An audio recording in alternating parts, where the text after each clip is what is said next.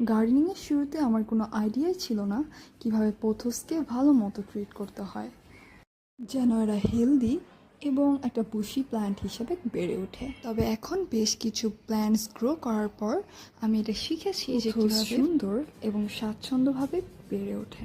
আর এর জন্য সবচেয়ে গুরুত্বপূর্ণ জিনিস হচ্ছে কাটিং। এই গাছটাতে আমি কখনো কাট করিনি প্রথম দিকে, যার কারণে দেখুন নিচে থেকে গাছটার সবগুলো পাতা পড়ে গেল, উপর দিয়ে পাতা আছে তবে খুবই ছোট ছোট। আর এটাকে আমি গ্রো করছি এবং ছোট থেকেই প্রুনিং করছি, যার কারণে এটা ছোট থেকেই খুবই বুশিভাবে বেড়ে উঠছে এবং আমার গ্রিলের সাথে বেয়ে যাচ্ছে। প্রুনিংয়ের জন্য যা করতে হবে তা হলো একটা ডাল যখন খুব বেশি বড় হয়ে যাবে বা একটা ডাল থেকে যখন 5-7টা পাতা বের হবে, তারপর যখন ছোট ছোট পাতা বের হওয়া শুরু করবে, তখনই ওই ডালটাকে কেটে সাইডে, টবের সাইডে লাগিয়ে দিতে হবে।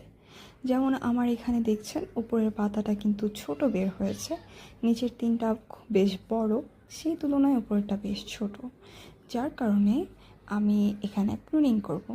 ঠিক এই জায়গাটায় ধরে যখন একটা পাতা বের হচ্ছে সেখানে যে একটা নোড থাকে, তো এখানে আমি কাট করব, দেন টবের সাইডে এটাকে লাগিয়ে দিব। এই টবে আমি 2 জাতের পোথোস লাগিয়েছি।